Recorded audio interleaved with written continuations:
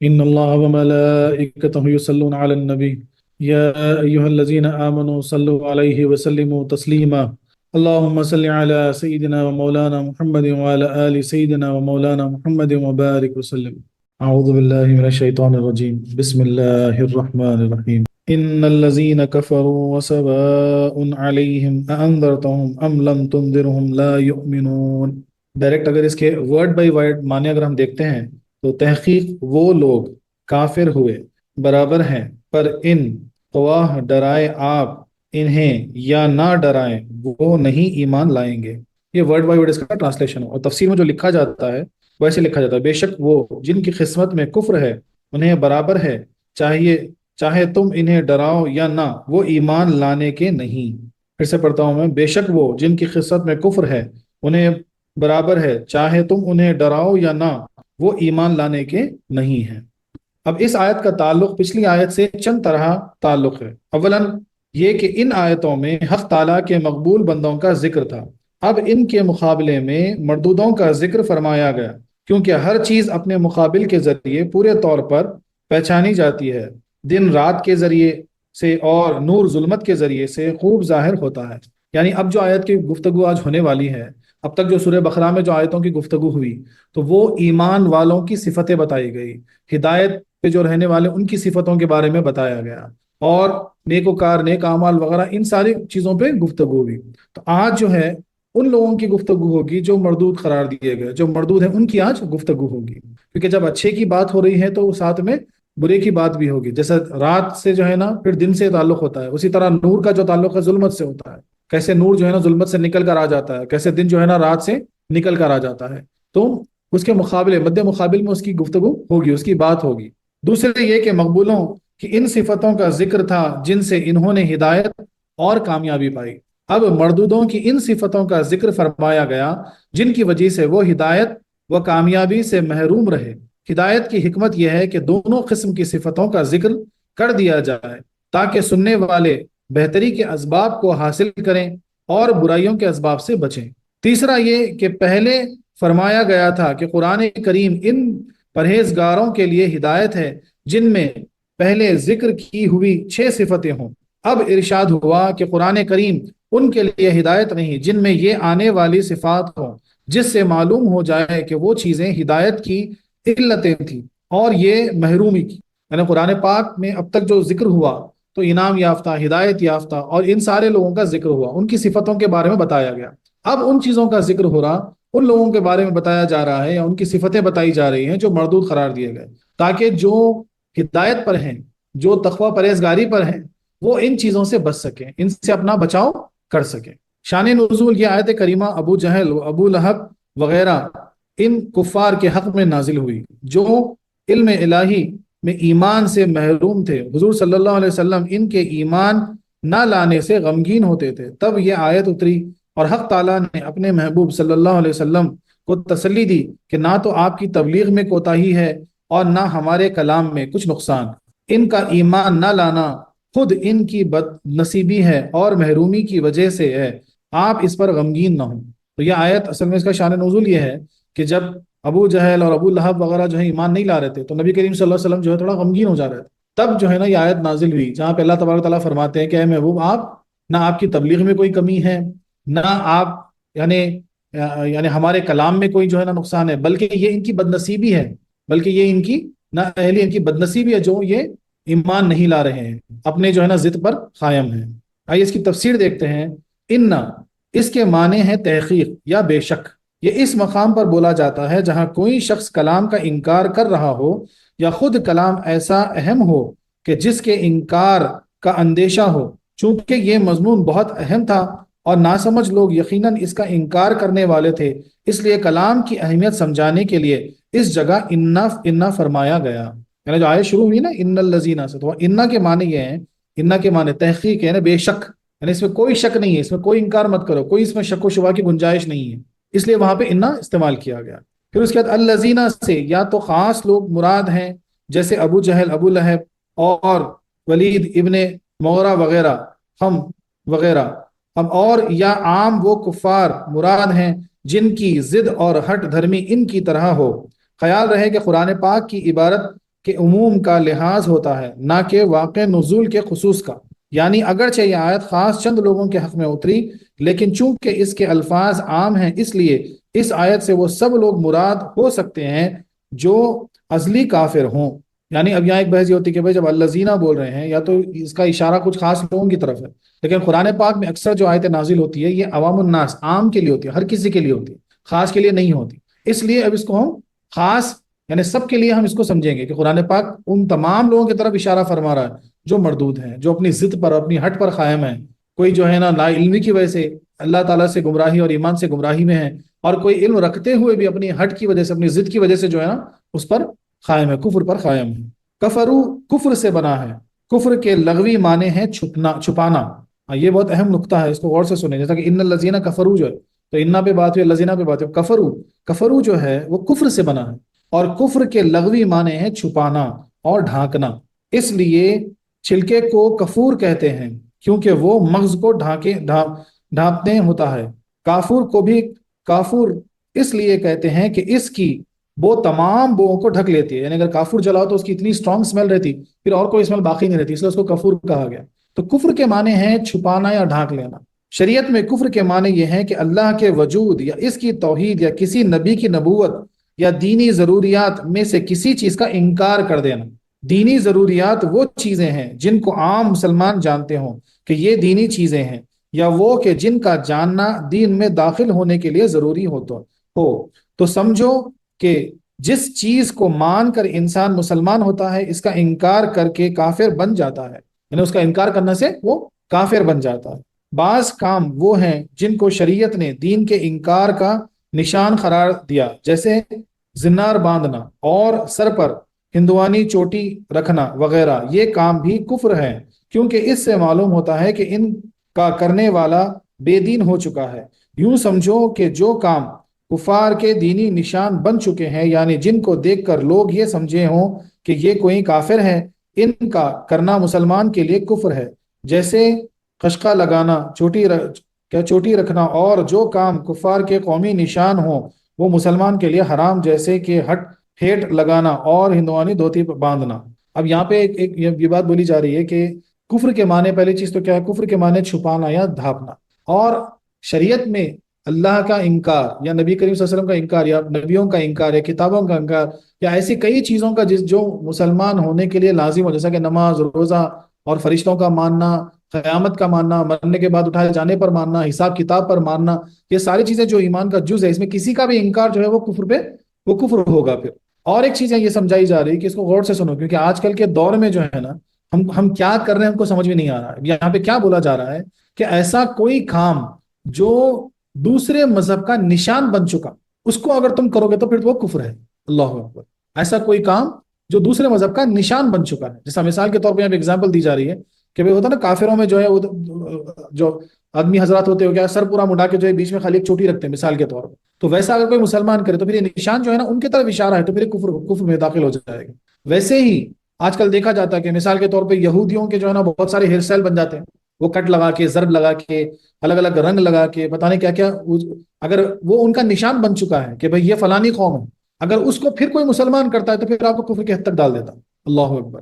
تو اس لیے بہت غور و فکر کرنے کی ضرورت ہے۔ ایسی کوئی چیز کو فیشن کے نام پہ یا شو آف کے نام پہ یا جو ہے نا اعلیٰ تر ہم پوش ہے کر کے دکھانے کے نام پہ اگر کوئی چیز آپ اپناتے ہیں، ایسا نہ ہو کہ وہ آپ کو کفر کی حد تک ڈال دے، کفر کی دہلیز میں ڈال دے۔ جو کام یا جو لباس اور واضح و قطعی کفار کا قومی نشان ہو، اس کا استعمال اسی وقت تک حرام رہے گا جب تک ان کا قومی نشان ہو، اور اگر وہ اتنا عام ہو جائے کہ ہر قوم کے لوگ اسے کرنے لگیں اور اب کسی ایک کے ساتھ خاص نہ رہ جائے تو اس کا کرنا حرام نہ ہوگا۔ ایسا ہی فتوی رضویہ جلد 9 پر ہیں، یعنی مفسر علام علیہ رحمہ کے زمانے میں پینٹ شرٹ اور ہیٹ لگانا چونکہ انگریزوں کا مخصوصی طریقہ تھا اس لیے حرام لکھا، مگر اب حرام نہیں ہے کہ ان کے ساتھ خاص نہ رہا بلکہ ہر قوم اسے استعمال کرتے ہیں۔ رہا دھوتی وغیرہ باندھنا تو وہ ہندوستانی مسلم سب میں رائج تھا اس لیے وہ بھی حرام نہیں۔ ہاں اگر کہیں یہ لباس ہندو ہی پہنتے ہوں اور دیکھنے والا پہننے والے شخص کو ہندو ہی سمجھے تو اب بھی حکم ممانعت ہے۔ خیال رہے کہ پینٹ شرٹ وغیرہ جو فاسقوں کے لباس ہیں وہ عام ہونے کے باوجود ہمارے یہاں دیندار اور شریف لوگ نہیں پسند کرتے ہیں، اس لیے آج بھی ان کا استعمال مناسب نہیں، واللہ بالعالم۔ یعنی ایک مثال یہاں دی جا رہی ہے کہ فتاوی رضویہ میں جو ہے اعلیٰ حضرت نے فتویٰ دیا تھا بہت پہلے کہ بھئی جب برٹش یعنی انگریزوں کا جب دور تھا تو پینٹ شرٹ وغیرہ ٹائی وغیرہ لگانا کرنا جو ہے نا ان کے لیے خاص تھا، یعنی مخصوص دیکھنے سمجھ میں آتا کہ بھئی یہ انگریز ہے مثال کے طور۔ تو اس وقت آپ نے فتویٰ دیا تھا کہ بھئی یہ مسلمانوں کے لیے حرام ہے، یہ جائز نہیں ہے، ورنہ یہ کفر تک مسلمانوں کو پہنچا دے گا، تو اس وقت تھا۔ لیکن اب آج کے دور میں دیکھیں تو پینٹ شرٹ ایک دم عام لباس ہے، ہر کوئی پہن رہا ہے، کوئی اس میں نشان نہیں ہے کہ کوئی پینٹ شرٹ میں دیکھ کے یہ نہیں بول سکتے کہ بھئی یہ یعنی یہ بدھزم ماننے والا ہے یا ہندوزم ماننے والا ہے یا مسلمان ہے، ہم بول نہیں سکتے، اس لیے آج وہ نشان نہیں ہے، اس لیے وہ جائز ہے۔ لیکن پھر بھی وہ کیا کہتے ہیں کہ بھئی اب مثال کے طور پہ ٹائٹ پینٹ شرٹ وغیرہ پہن رہے تو جو ہے نا آپ کا جو ہے نا سطر وغیرہ جو ہے نا اس کا یعنی دکھ تو نہیں رہا لیکن اس کا شیپ وغیرہ ظاہر ہو رہا، تو پھر بھی جو ہے نا ان چیزوں سے ممانعت ہے کہ بھئی ایسے لباس نہ پہنو جس سے جو ہے نا ان ساری چیزوں سے جو ہے نا لوگوں کو گمراہی میں یعنی ایک ایسا نشان نہ بن جاؤ کہ جو ہے نا جہاں پہ لوگ کا مذاق بن جائے مثال کے طور پر، یعنی اپنا مہذب لباس زیبتن کرو، یہاں پہ وہ اشارہ کرے۔ اور یہ بتا رہے کہ پھر بھی جو ہے نا اگر مثال کے طور پر کہ بھئی ایک یعنی لباس پہننا اگر اس وقت حرام تھا لیکن آج بھی جو ہے نا ممانعت ہے اس کی، مثال کے طور پر جیسے آپ اصل مسئلہ یہاں کیا ہے کہ ہماری شبہات ہم کو نہیں کھونا ہے، یعنی ان جیسے نہیں بن جانا، اس لیے کہا جاتا ہے کہ بھئی آج کل کے جو بچے نوجوان بچے وغیرہ بھی ہیں ان کے بھی یہ کہا جاتا ہے کہ بھئی ایسا فیشن مت کرو کہ جیسے ان جیسے دکھنے لگو، پھر یہ جو ہے نا آپ کے نشان کو ہٹا دے گا، یعنی آپ کو کسی اور میں شامل کر دے گا، تو ممانعت ہے ایسی چیزوں کی، اور کئی چیزوں کی اس میں حرام نظام میں بتایا آپ کو کہ بھئی خاص نشان ان کے لگانا کرنا تو حرام ہو گیا، جیسے پلس کی لاکٹ ہوتی ہے مثال کے طور پہ گلے میں ڈال کے آپ فیشن کی طرف گھوم رہے، لیکن یہ تو اکثر جو ہے نا عیسائی پہنتے، تو پھر یہ جو ہے نا آپ کو حرام تک پہنچا دے گا، ہو سکتا ہے اس پہ اگر آپ کا عقیدہ ہے تو آپ کو کفر تک پہنچا دے گا، تو ایسا کوئی کام ان کو نہیں کرنا چاہیے۔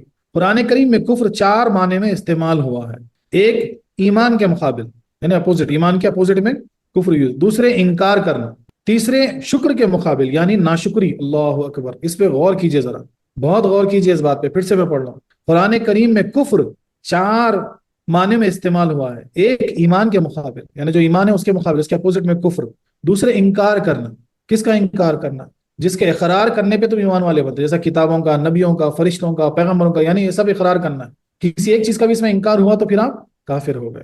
تیسرے شکر کے مقابل یعنی ناشکری، اللہ اکبر اللہ اکبر، اس کو غور سے سنیے، یعنی اللہ کی ذات یعنی کوئی چیز کی ناشکری کرنا بھی کفر ہے، کوئی چیز کی ناشکری کرنا بھی کفر ہے۔ اگر یہ سوچتے کہ بھائی دیکھو جو بھی ملا، بولے نا آج کل تو بہت عام بات ہے، بولے دیکھو ہمارے بھائی کے پاس یہ سب ہے ہم کو نہیں ملا، بولے اس کے پاس اللہ تعالیٰ اس کو سب نواز رہا ہم کو نہیں نواز رہا، ہم کیا کرے گی، ہم تو اتنا سب کرتے لیکن ہمارے ساتھ ایسا کیوں ہو رہا؟ تو اگر ناشکری تم کرو گے تو وہ کفر ہے، تم کو پھر کلمہ طیبہ پڑھنا پڑے گا، تم کو پھر ایمان قبول کرنا پڑے گا، کیونکہ قرآن کریم میں ڈائریکٹ کوئی حدیث سے کوئی بات نہیں ہو رہی ہے، ڈائریکٹ قرآن کریم میں تیسرا جو کفر کا ذکر ہے وہ کدھر ہے؟ ناشکری کی طرف، وشکروا لی ولا تکفرون، جو سورہ بقرہ کی آیت سورہ بقرہ میں ہے، اللہ تعالیٰ فرماتے ہیں کہ میرا شکر کیا کرو اور ناشکری نہ کیا کرو، اللہ کی ناشکری کرنا کسی بھی بات پہ کسی بھی وجہ سے کفر ہے، اللہ اکبر۔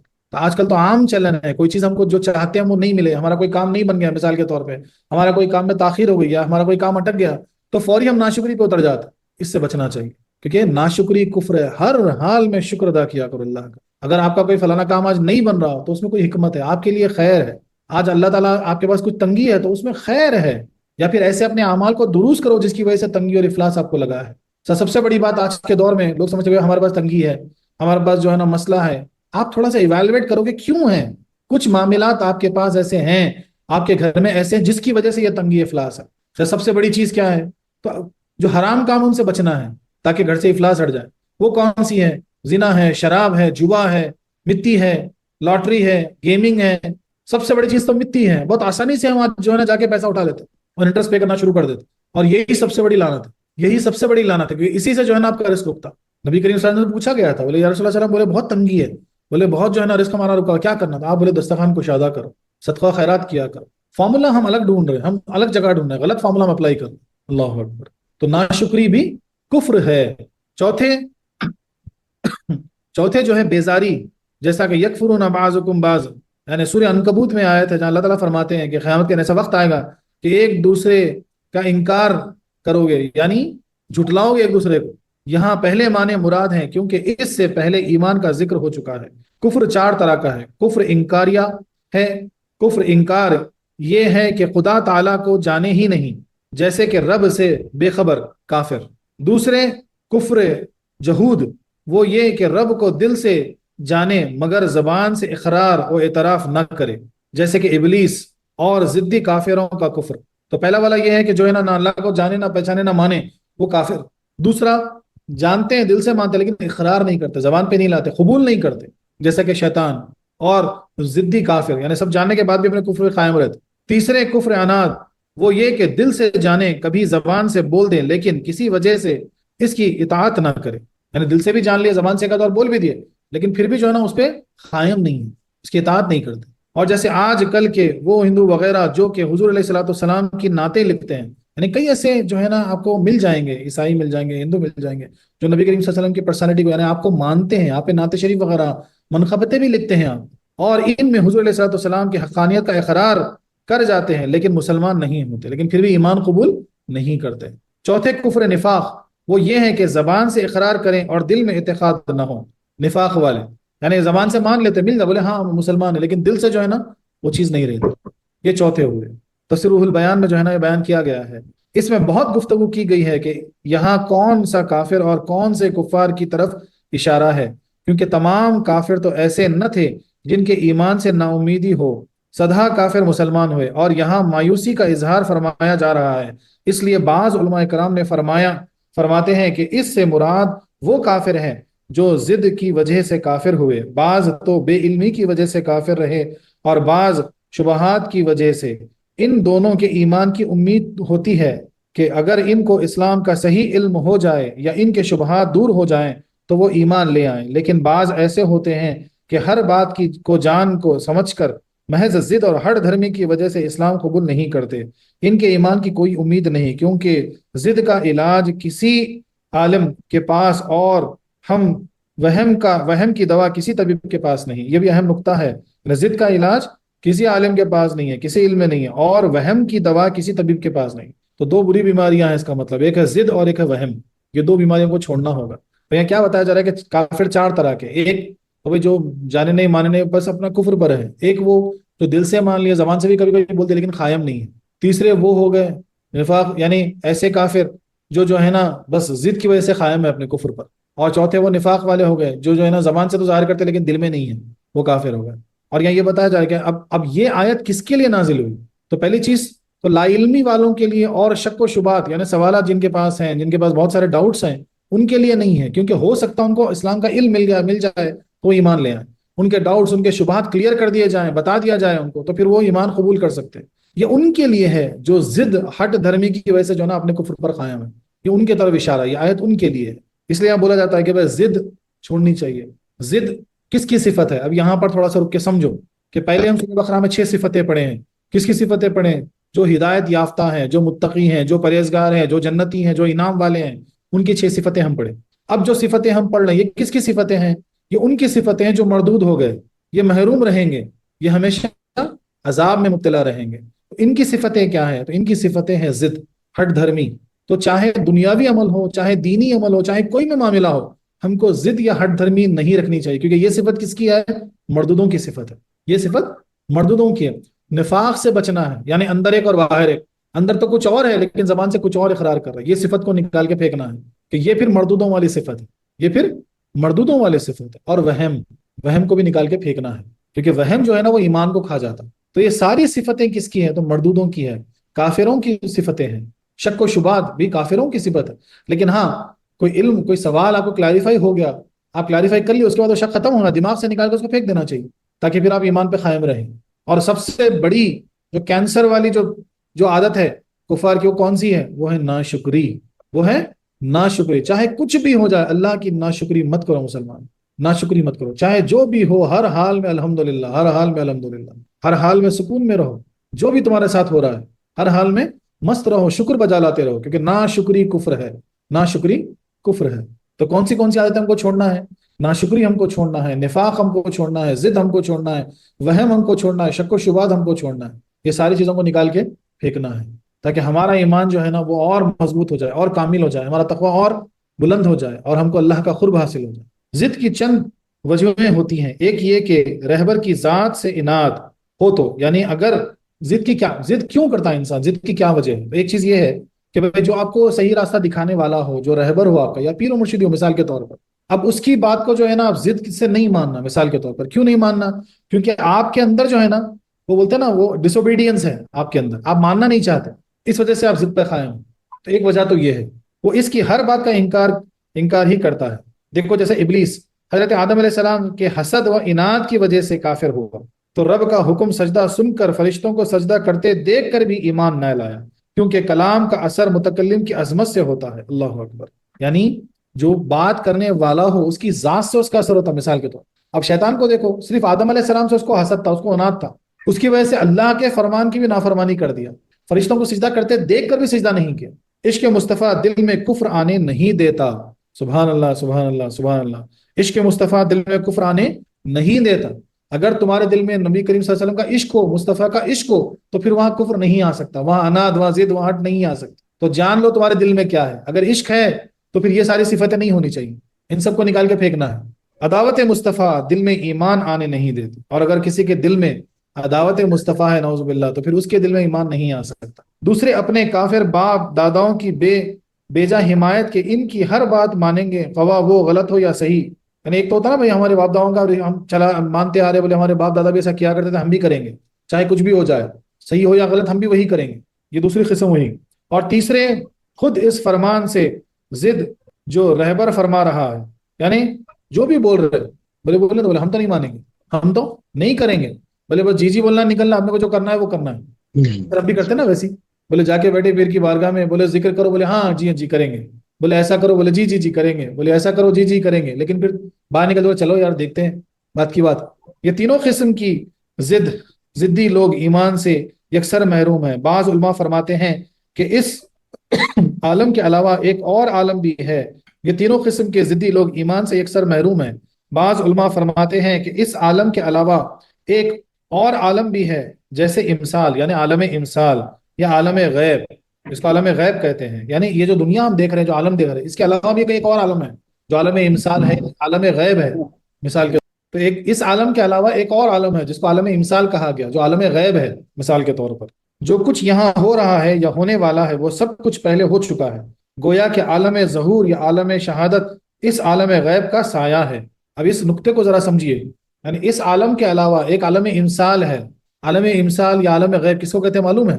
یہ اللہ تبارک و تعالیٰ کے خیال میں جو عالم تھا نا، جیسا دنیا کچھ نہیں تھی، کچھ نہیں بنی تھی، تو اللہ تبارک و تعالیٰ جب موجود تھے، صرف اللہ موجود رہیں گے اور موجود تھے مثال کے طور پر، جب آپ کو ایک عالم بنانا ہے تو سب سے پہلے آپ کے خیال میں وہ ساری چیز آ گئی، وہ سب کچھ ہوا جس کو عالم امثال کہا جاتا ہے یا عالم غیب کہا جاتا ہے، اس کا سایہ جو ہے نا یہ عالم شہادت ہے، عالم ظہور ہے۔ تو ان سے مراد وہ لوگ ہیں جو عالم امثال میں کافر ہو چکے ہیں، یعنی ازلی کافر، یعنی شروع میں عالم ارواح میں بھی جو ہے نا یہ کفر کر کے آئے ہیں، ایسے کافر۔ اسی کی طرف وہ حدیث شریف اشارہ کرتی ہے جس میں فرمایا گیا ہے کہ تمام روحیں مثل چونٹیوں کے حضرت آدم علیہ السلام کی پشت سے نکالی گئیں، جن میں سے بعض سفید اور بعض کالی تھیں۔ نیز حدیث معراج میں آتا ہے کہ حضور علیہ السلام نے حضرت آدم علیہ السلام کو اس حال میں دیکھا کہ ان کے دائیں بائیں روحیں تھیں، داہنی طرف دیکھ کر خوش اور بائیں طرف دیکھ کر غمگین ہوتے تھے۔ حضرت جبرائیل نے عرض کیا کہ یہ ان کی اولاد کی روح ہیں، داہنی طرف مومن اور بائیں طرف کافر ہیں۔ غرض کے دوسرے عالم میں بھی دو قسم کے لوگ تھے، بعض کافر اور بعض مومن، یہاں وہی کافر مراد ہیں۔ یعنی یہاں کس کا اشارہ ہے کہ اس عالم میں نہیں بلکہ ارواح، عالم ارواح میں، یہاں آنے سے پہلے عالم شہادت جس کو کہا جاتا ہے، یہ اس سے پہلے جو ہے نا اس عالم میں، عالم غیب میں بھی یہ سارے ارواح جو ہے نا یہ کفر پر تھے۔ جب نبی کریم صلی اللہ علیہ وسلم معراج پہ تشریف لے گئے تھے تو آپ دیکھتے ہیں کہ آدم علیہ السلام جو ہے نا آپ کی سیدھے جانب بہت ساری روحیں ہیں اور بائیں جانب بہت ساری روحیں ہیں، سفید اور ادھر کالی۔ جب جبرائیل علیہ السلام فرماتے ہیں کہ جو آپ کی سیدھی جانب ہیں، جو سفید ہیں وہ ایمان والے ہیں، اور جو لیفٹ سائڈ ہیں وہ کالی ہیں، وہ جو ہے نا وہ سارے کافر ہیں۔ اس لیے آدم علیہ السلام لیفٹ سائڈ یعنی کافروں کو دیکھ کے غمزدہ ہوتے ہیں اور ایمان والوں کی طرف دیکھ کے جو ہے نا خوش ہوتے ہیں۔ اب یہاں پہ ایک مثال آپ کو یہ سمجھنا ہے کہ بیٹا پیدا کہاں سے ہوتا ہے؟ پیدا ہونے سے پہلے باپ کی پشت میں رہتا، اور باپ پیدا ہونے سے پہلے دادا کی پشت میں، تو ایسا ہوتے ہوتے جو ہے نا ہم سب آدم علیہ السلام کی پشت سے آئے۔ تو عالم ارواح میں اللہ تبارک و تعالیٰ نے چونکہ ان کی مانند آدم علیہ السلام کی پشت سے تمام ارواح کو نکالے، اور وہیں پر جو ہے نا دیکھا گیا کہ کچھ سفید تھی اور کچھ کالی تھی۔ بعض علماء کرام فرماتے ہیں اس سے وہ کافر مراد ہیں جن کے متعلق علم الہی میں آ چکا ہے کہ کافر مریں گے۔ اس کے متعلق بھی مختلف احادیث وارد ہیں۔ بہت سے وہ لوگ ہیں جو اس وقت مومن ہیں مگر حق تعالیٰ کے علم میں وہ کافر ہیں، اور وہ بہت سے وہ لوگ ہیں جو بظاہر کافر ہیں اور حق تعالیٰ کے علم میں مومن ہیں، ان کا آخر حق تعالیٰ کے علم کے مطابق ہی ہوگا۔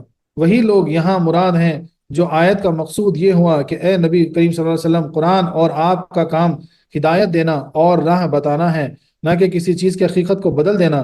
جس طرح کہ ہادی کی تعلیم سے جانور انسان نہیں بن سکتا، اسی طرح ازلی بدلی بدبخت نیک بخت نہیں ہو سکتا۔ جو وہاں نور سے محروم رہا ہے انہیں یہاں کون منور کرے۔ اللہ اکبر، اللہ اکبر۔ یہاں پر 1 منٹ کے لیے اللہ کا شکر ادا کرو، جتنا ہو سکے اللہ کا شکر ادا کرو۔ الحمدللہ رب العالمین کہ اللہ تبارک و تعالیٰ نے ہم کو ایمان والوں میں پیدا فرمایا، نور والوں میں پیدا فرمایا۔ کیونکہ یہاں کیا بتایا جا رہا ہے کہ اللہ کے علم میں وہ ساری چیزیں ہیں کہ کون ایمان پہ رہے گا، کون کافر بنے گا۔ ہو سکتا کئی لوگ آج جو ہے نا بظاہر ایمان پہ ہو لیکن ان کا خاتمہ کفر پر ہوگا، اور ہو سکتا کئی ایسے لوگ جو آج کافر ہیں بظاہر دکھنے میں لیکن ان کا خاتمہ ایمان پر ہوگا۔ یہ اللہ کے علم میں ہیں، موجود ہیں۔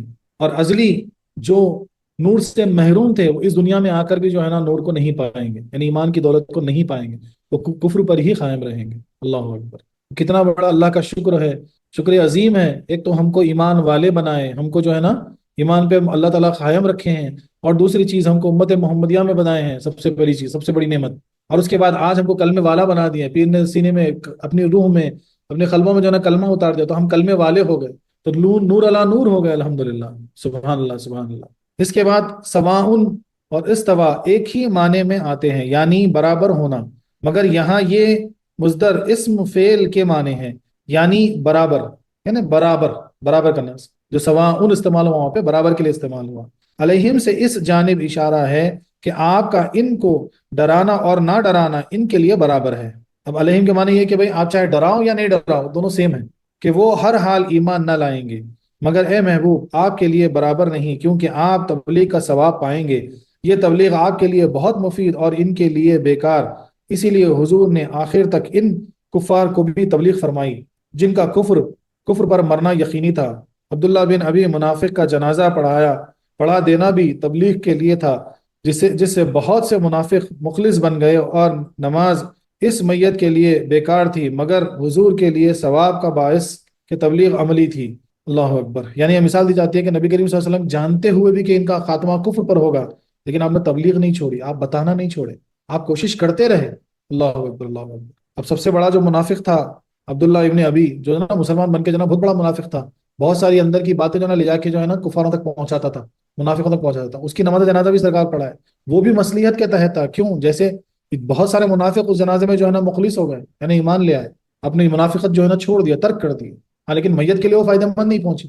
ڈاکٹر مایوس مریض کو آخر تک دوا دیتا ہے، جس پر فیض اور دوا کی قیمت ملتی ہے، اگرچہ بیمار نہ بچے پھر بھی بادل ہر زمین پر برستا ہے، جس کے لیے دنیا میں واز بیکار ہے، اس لیے آخرت میں جہنم کی آگ پر صبر اور بے صبری برابر ہوں گی، اور جس کے لیے جوانی اور بڑھاپا یا تندرستی اور بیماری، آرام اور تکلیف، ظاہر اور چھپا ہوا گناہ برابر ہو، یعنی ہر حال میں گناہ کرے، اس کے لیے خوف ہے کہ موت کے وقت توبہ کرنا اور نہ کرنا برابر ہوا، ایسے ہی اللہ والوں سے ملنا اور نہ ملنا برابر ہوا، شفاعت ہونا نہ ہونا برابر ہوا۔ اللہ اکبر، اللہ اکبر۔ اللہ محفوظ رکھے، اللہ محفظنا۔ غور کیجئے اس بات کو کہ جو ہے نا یہ سوچ کر جو ہے نا گناہ پہ گناہ کرتے جانا کہ بولے موت کے وقت تک جو ہے نا توبہ کر لیں گے، بولے پھر وہ کرنا نہ کرنا برابر ہوا، پھر وہ کرنا نہ کرنا برابر ہو گیا۔ اللہ اکبر۔ پھر اس کے بعد انذرتہم، انذر سے بنا ہے، جس کے لغوی معنی ہیں خطرناک چیز کی اطلاع دینا، یعنی ڈرانا، اور شریعت میں عذاب الہی سے ڈرانے کو انذار کہتے ہیں۔ جو شخص دنیاوی مصیبتوں سے کسی کو ڈرائے اس کو شرعاً منذر کہا جاتا ہے۔ یہاں پر ایک نکتہ ہے کہ نبی ڈراتے بھی ہیں اور خوشخبریاں بھی دیتے ہیں، اس لیے ان کو نذیر اور بشیر کہا جاتا ہے۔ اس آیت میں فقط ڈرانے کا ذکر فرمایا گیا مگر بشارت کا ذکر نہ ہوا، اس لیے کہ انسان ڈر سے زیادہ اطاعت کرتا ہے۔ بڑے سے بڑا مجرم جیل خانے کے خوف سے جرم سے باز آتا ہے، مثل مشہور ہے کہ حجت وہاں کام آتی ہے جہاں بات کام نہیں آتی۔ جب ان بے دینوں کے لیے ڈرانا ہی مفید نہ ہوا تو بشارت کیا فائدہ دے گی، اس لیے ڈرانے کے ساتھ بشارت کا ذکر نہ فرمایا گیا، نیز ڈرانا مقدم اور بشارت بعد میں۔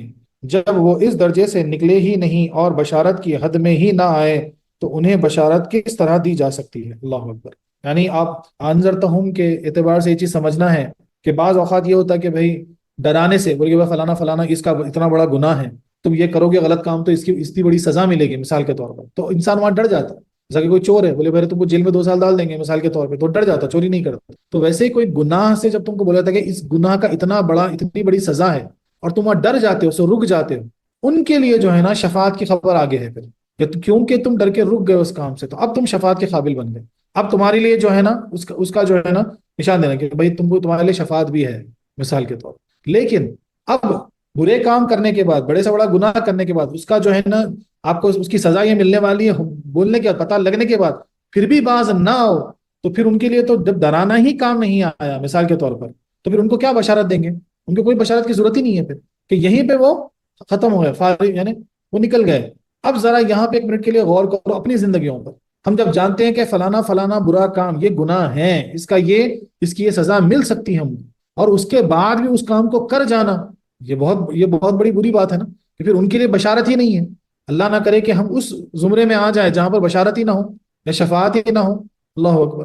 اس سے بچنا چاہیے. ایسے کوئی کام جو گناہ قرار دیے گئے، جو غلط قرار دیے گئے، اور جن کی سزا ہم کو پتا ہے کہ یہ کرنے پہ یہ حال ہوگا، یہ کرنے سے یہ ہوگا، اس کے باوجود بھی اس کام کو کرنا، مطلب یہ بہت بڑے گناہ کی طرف اشارہ، بہت بڑی یعنی بدبختی کی طرف اشارہ ہے، کیونکہ پھر ہم بشارت سے باہر ہو جاتے ہیں. اس کے بعد لا یومنون میں غیب کی خبر ہے، اور یہ خبر بالکل سچی ثابت ہوئی کہ آخر کار وہ لوگ ایمان نہیں لائے.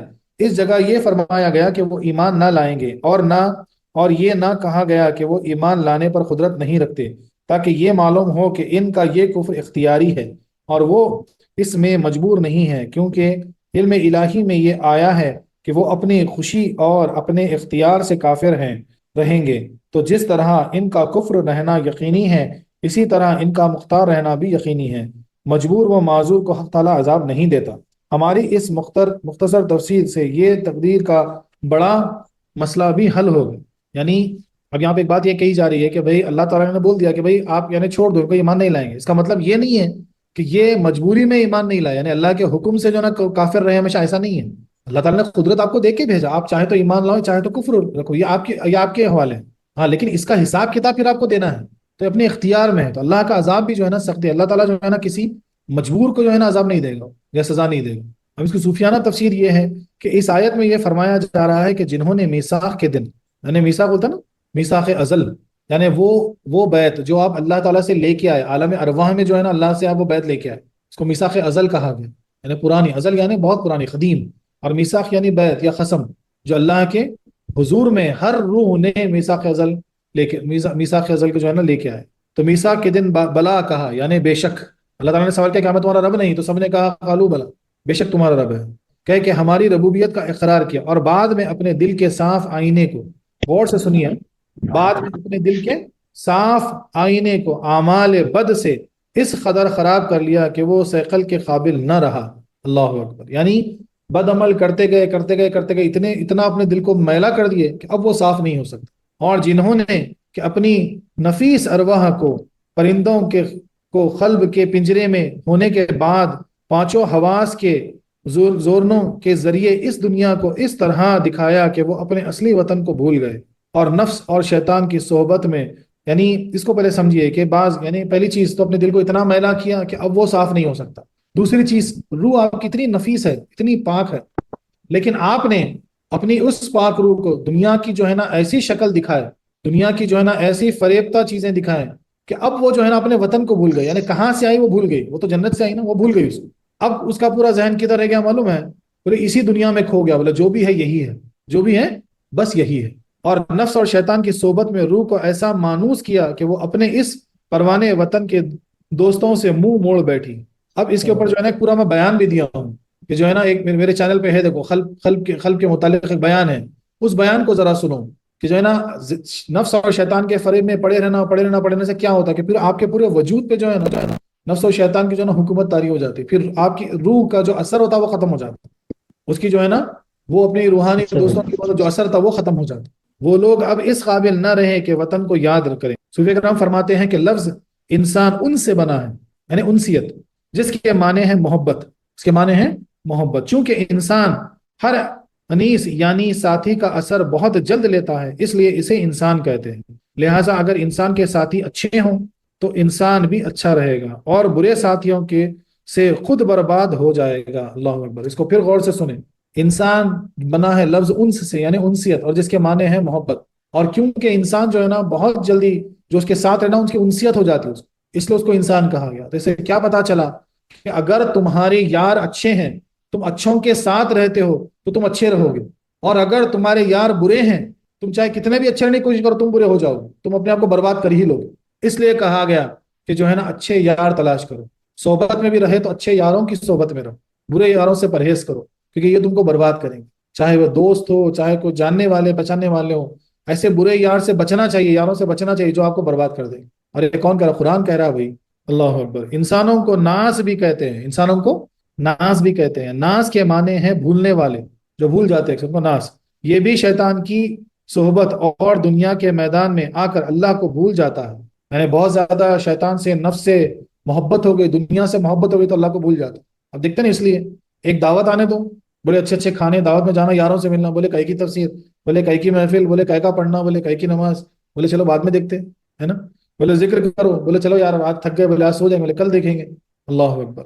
یعنی انسان ناس، بھولنے والا، نفس کی صحبت میں، شیطان کی صحبت میں، دنیاوی لذتوں کی شوق میں جو ہے نا وہ اللہ کو بھول جاتا ہے. اس لیے اس کو ناس کہا جاتا ہے. نیز صوفیہ کرام فرماتے ہیں کہ روح دو چیزوں کو دیکھتی ہے، ایک تو دنیا کو، دوسرے آخرت کو.